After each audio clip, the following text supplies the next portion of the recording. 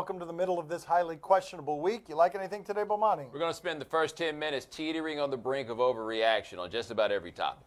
All right, good. Dale, papi. All right, the Warriors know who we thought they were. We are not prone to hyperventilation in these parts, but this was sort of alarming. None of us saw this coming. The home crowd leaving earlier. And look at how this game ended. Look at some of the stuff the Spurs were doing. This guy with this haircut making this three. Can't go back. And then there's that right there. That's how that game ends, basically. 29 points. And the thing that you can be concerned about, we've underestimated how elite Golden State was at defense the last couple of years. They weren't good. They were great. This team might have trouble being great at defense. I'm a little bit confused here. You talking about we underestimated this, like all of a sudden you speaking French. Like I know your last name is French, but somebody up here told you we'd have questions about the Warriors protecting the rim, that it would take some time for all of this to come together. On offense, they look like a team that's going to take some time to come together. On defense, they look like a team with nobody to protect the rim, which means those guys can't play as aggressively on the perimeter. So what'd you see? They gave up about $130.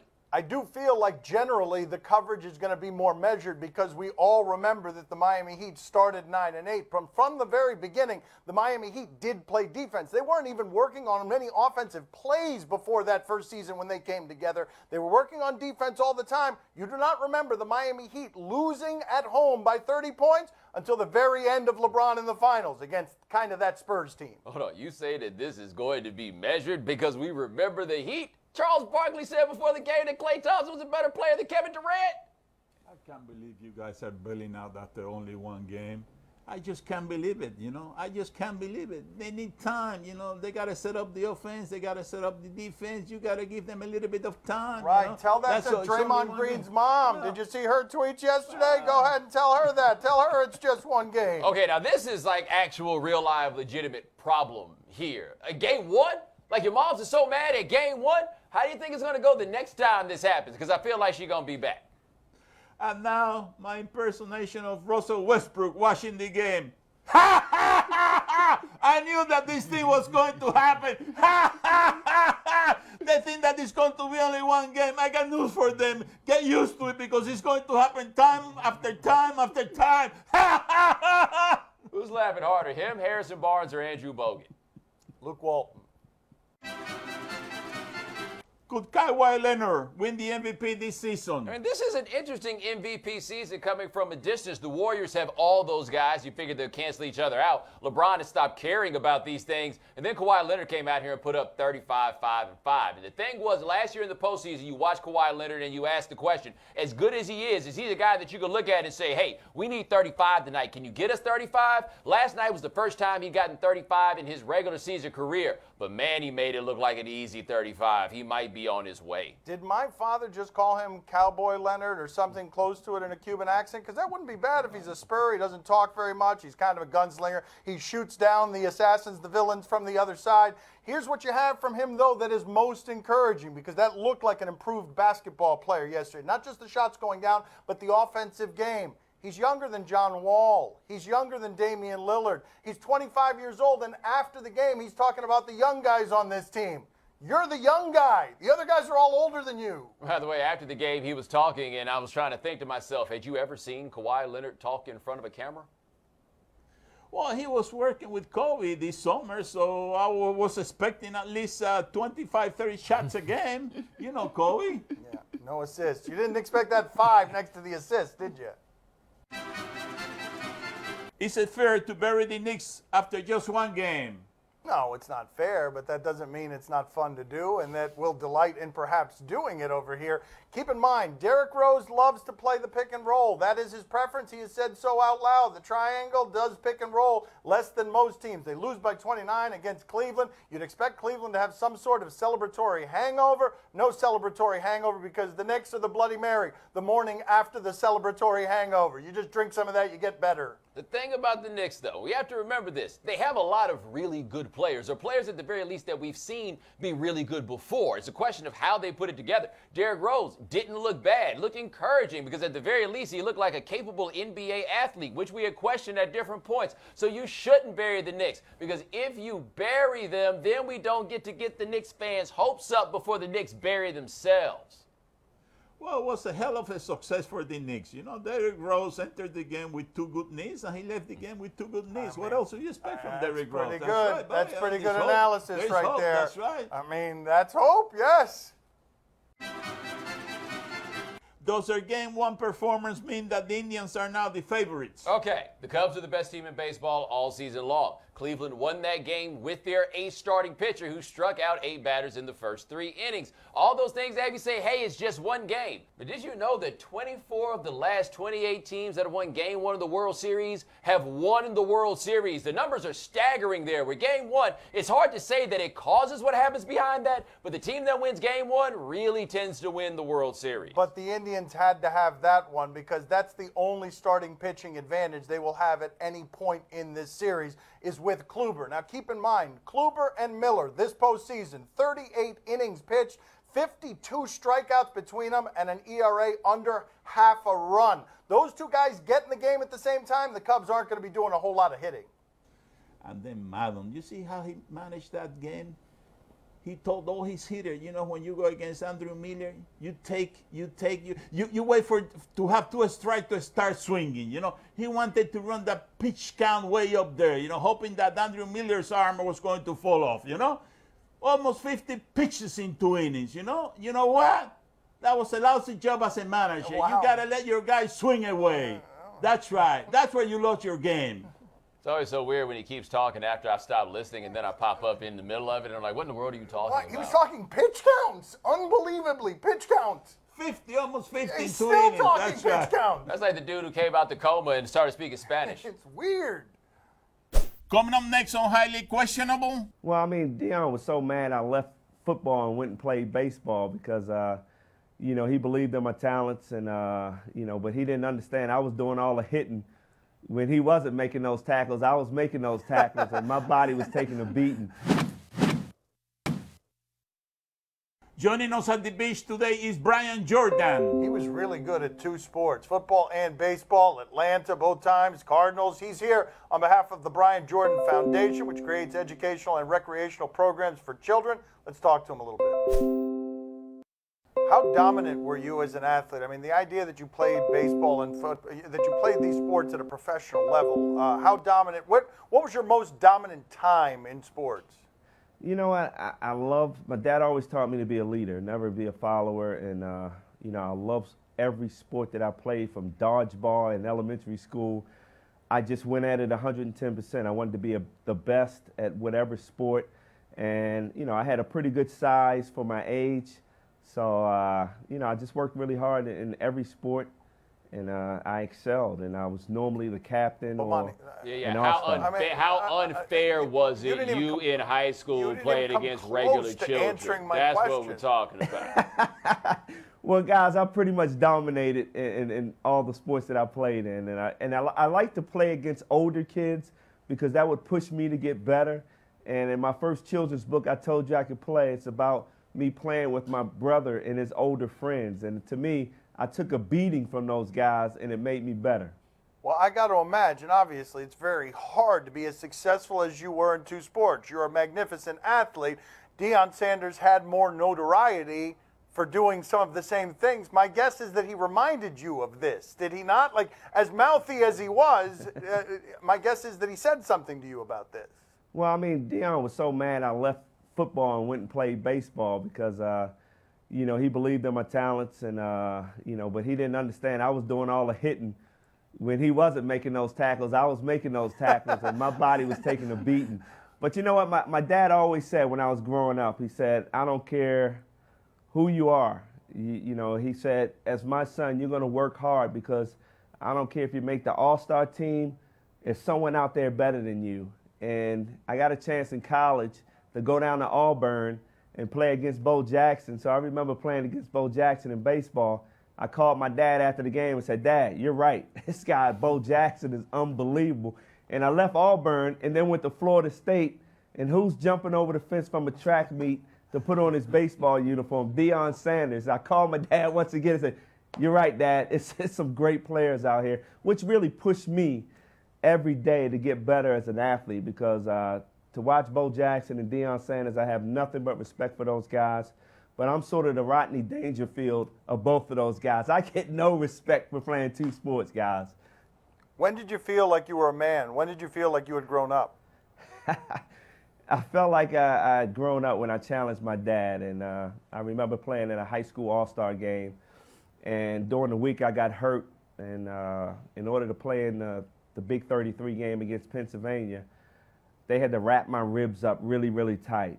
And I was able to play in the game, and I had a really good game. But at the end of that game, instead of me hitting the running back head up, I went down low and tried to tackle him, with his hitting him in the legs. And of course, he rolled off of me, scored the touchdown, and my dad called me a wimp after that ball game. And I mean, I jumped in his face, and I'm pointing at his forehead, and my mom was crying. That's when I became a man. And, Whoa, hold up. And really, he how's just that end? at the end of the day, I apologized, and he said, "That's the attitude I want you to take to college." And that really taught me a lesson, guys, and it made me strong, and it really made me successful.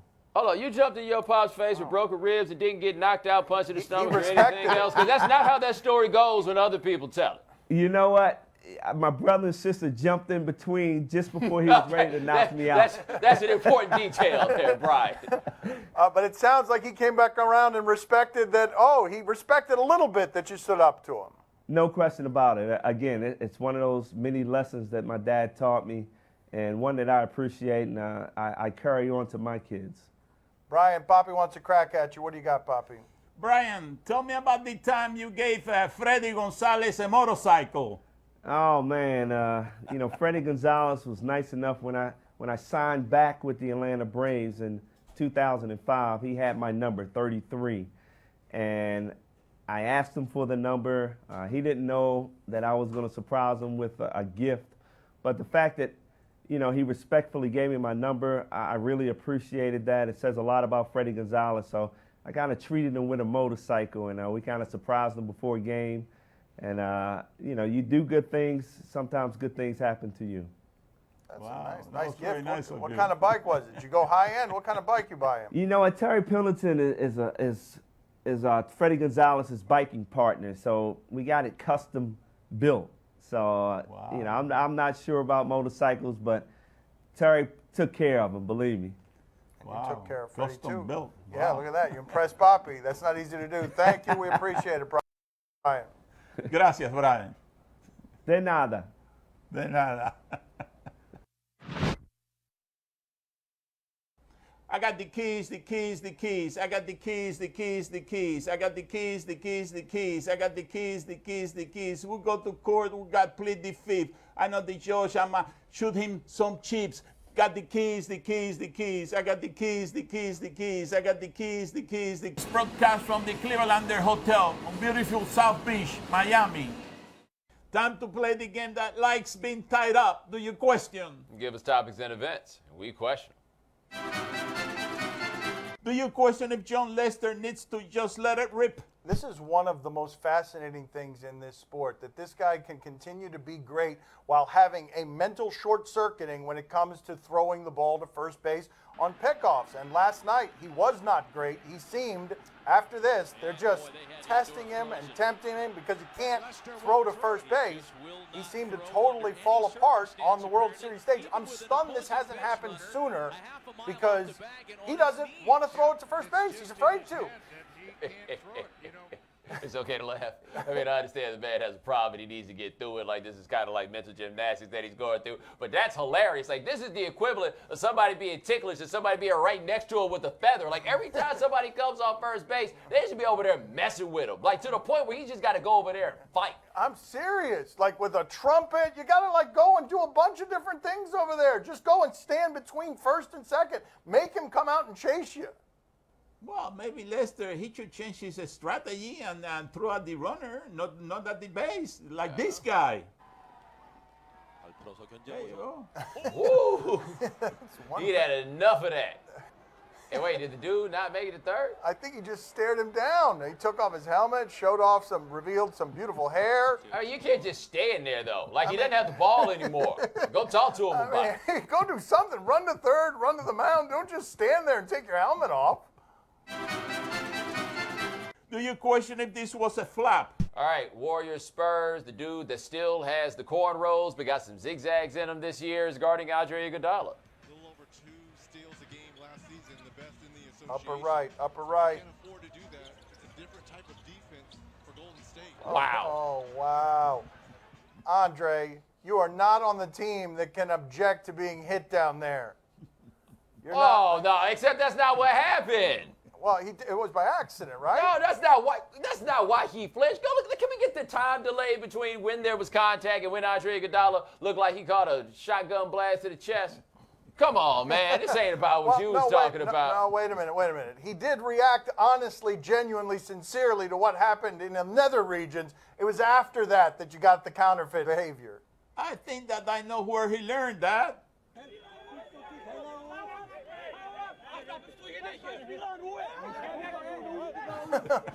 Oh, that poor guy. Wait a minute. No, clearly someone sliced that man's jugular. That's not faking right there. Clearly he was shivved. He went like full Luca Brasi on himself. Time to play the game that is very submissive. See or no? What are we doing with these reads? You tell us what to watch on TV tonight. We tell you if we're intrigued or not. On E, catching Kelsey. How is Andy Reid absorbing all of this? His tight end in a dating reality show. He takes a date to a virtual reality stage of some sort. What do we got here?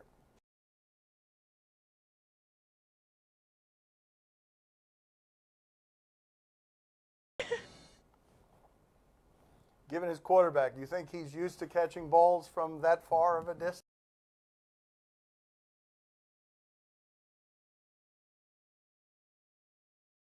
Oh, see, I'm very intrigued. But listen, I don't know who else would be intrigued. It cannot be more than 6 viewers on that TV show. You know, I'm telling you, I thought that we're doing bad, but compared to that TV show, we're doing great.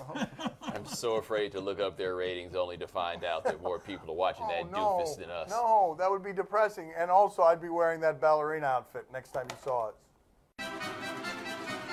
On PBS, Nature. Sure. I'd be interested in nature. You're going to show me a clip that's going to depress me because it's going to be a giant animal chasing something adorable and eating it? What are you going to show us? Spring is the time to nest before the desert gets too hot. Both birds are looking for a partner. But the choice of mate will be hers. It's up to him to impress her. Are these birds of paradise? Yeah. He moves in close, hovering directly in front of her, rocking his entire body back and forth in a display of flying prowess. Though his back shimmers with green, it's not until we get her point of view that we see his true splendor. What the hell just happened there? He flexes the iridescent feathers of his mantle until they become a glowing mask of violet. How can she possibly resist him? She's going to reject him. And yet she does, Oh, you! leaving him to return to his perch. Oh. Perfecting his performance is going to take some practice. I was so sad, and then that music made me even sadder. I'm heartbroken. Bomani, are you intrigued? I mean, I can just only imagine the lie he told his friends about what happened. Like, yo, man, you went over there yesterday, man. Did you do the purple thing? He totally denied it. Bobby, are you intrigued? Oh, see, I'm very intrigued. Listen, I mean, he was very lucky that she flew away, you know, because after all that the energy that he lost, you know, I mean, flapping his wings, by the time the action came into play, you know, the poor bear was all shot, you know. He didn't have anything left, you know. Man, you Uncomfortable thoughts. That's basically a 70-year-old man's like vision of how sex goes. Look, man, I walked all the way over here. I just want to take a nap. I'm totally tired. That's all the time we have for today. Thank you for watching. We'll talk to you tomorrow. Thanks for watching. Gracias. See you mañana.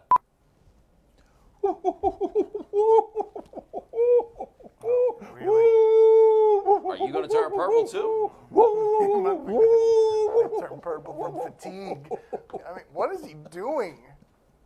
The homing dance. It's mating season.